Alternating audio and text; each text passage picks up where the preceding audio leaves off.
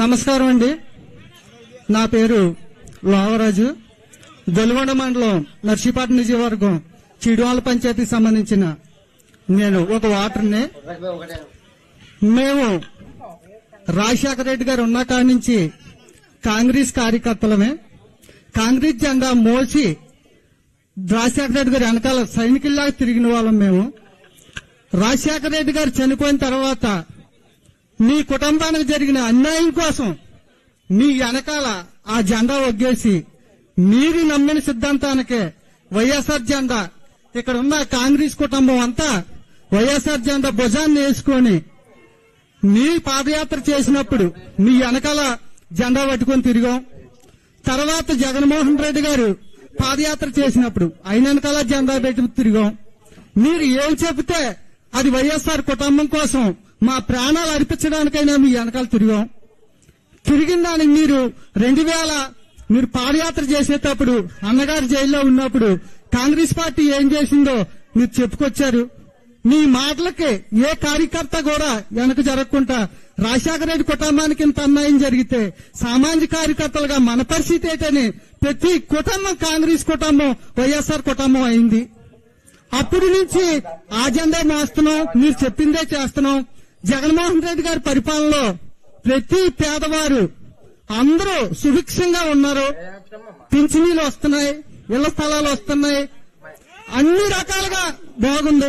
ఈ రోజు మళ్ళీ మీరు కాంగ్రెస్ పార్టీలో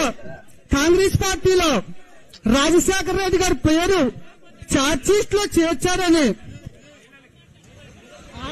చూడండి. మైక్ ఆపొద్దండి, మాట్లాడివ్వండి. మాట్లాడు, నీకు సమాధానం చెప్తాను. రాజశేఖర రెడ్డి గారి పేరు ఛార్జ్షీట్ లో చేర్చారని బాధపడే ప్రతి కార్యకర్త రాజశేఖర రెడ్డికి విజయుడిగా ఉన్న ప్రతి కార్యకర్త మీ కుటుంబం వెనకాలే తిరిగారు. మళ్ళీ ఈ రోజు మీరు ఆ పాలన బాగోలేదు, మళ్ళీ కాంగ్రెసే రావాలా అంటున్నారు.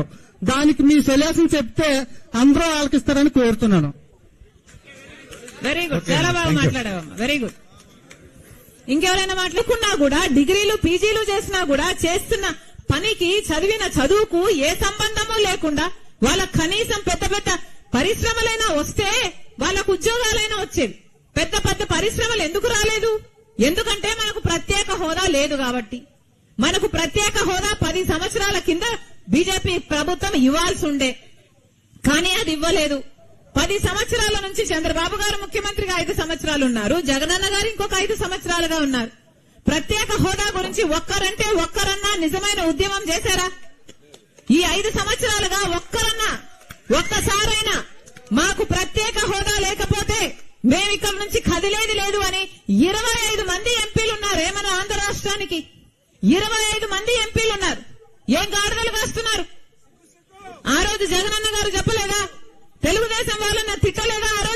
ఆ రోజు జగనన్న గారు చెప్పిన మాట, రండి మూకుమ్మడిగా రాజీనామాలు చేద్దాం, మనకు ప్రత్యేక హోదా ఎందుకు రాదు అని చెప్పాడు జగనన్న గారు ప్రతిపక్ష నాయకుడిగా. మరి ఇప్పుడు ముఖ్యమంత్రిగా ఉన్నాడు కదా, మరి ఎందుకు చేయలేదు మూకుమ్మడి రాజీనామాలు? ఒక్క ఎంపీ అయినా రాజీనామా చేశాడా? ఒక్కరైనా కొట్లాడారా? 25 ఎంపీలు ఉన్నారు ఆంధ్ర రాష్ట్రానికి. ప్రతి దానికి బీజేపీ పార్టీకి వంత పలుకుతారు, ప్రతి బిల్లుకు మద్దతు ఇస్తారు. ఎందుకని? మన రాష్ట్రాన్ని వాళ్ళంత చిన్న చూపు చూసినప్పుడు, మనకు ఒక్క వాగ్దానం కూడా వాడు నిలబెట్టుకోనప్పుడు మనం ఎందుకు వాళ్ళకు వంగి దండాలు చేస్తున్నాం? ఈ వైసీపీ అయినా జగనన్న గారైనా తెలుగుదేశం పార్టీ అయినా ఎందుకు వంగి దండాలు చేస్తున్నారు? ఎందుకు సాష్టాంగ పడుతున్నారు? ఎందుకు ప్రజల ప్రయోజనాలను తాకట్టు పెడుతున్నారు? మీ స్వలాభం కోసం ప్రజలను తాకట్టు పెట్టేస్తారా? మనకే గనక ప్రత్యేక హోదా వచ్చుంటే మనకు పెద్ద పెద్ద పరిశ్రమలు వచ్చేవి. కనీసం పట్టుమని 10 కొత్త పరిశ్రమలే లేవు. మన బిడ్డలకు ఉద్యోగాలు లేవు. ఆఖరికి ఏమవుతుందంటే ఉద్యోగాలు ఇక్కడ లేక మన బిడ్డలంతా వలస వెళ్లిపోతారు. ఇదేనా మనకు కావాల్సింది? యువతే లేని రాష్ట్రంగా తయారైతుంది ఆంధ్ర రాష్ట్రం. ఇదేనా మనకు కావాల్సింది? ఏం చెప్పాడు జగనన్న గారు? జాబ్ నోటిఫికేషన్, జాబ్ క్యాలెండర్ ప్రతి జనవరి 1 కు వేస్తామన్నారు కదా. మరి ఎన్నిసార్లు వేశారు? ఒక్కటంటే ఒక్కటైనా వేశారా? ఒక్క సంవత్సరం కూడా అయ్యలేదు. ఆ రోజు చంద్రబాబు గారు 7,000 ఉద్యోగాలు ఇస్తుంటే డిఎస్సికి హేళన చేశారు. సిగ్గులేదా? 25,000 ఉద్యోగాలు ఖాళీగా ఉంటే 7,000 ఎందుకు వేస్తున్నారు అని అడిగాడు జగనన్న గారు. మరి ఈ రోజు 30,000 ఉద్యోగాలు ఖాళీగా ఉంటే మీరు మెగా డిఎస్సి 25,000 ఉద్యోగాలు ఇస్తాము అని మీరే మాట చెప్పాక, వాగ్దానం చేశాక ఈ రోజు మెగా డిఎస్సి లేదు, ఒక దగా డిఎస్సి అని 6,000 ఉద్యోగాలకు ఇప్పుడు నోటిఫికేషన్ ఇస్తారట.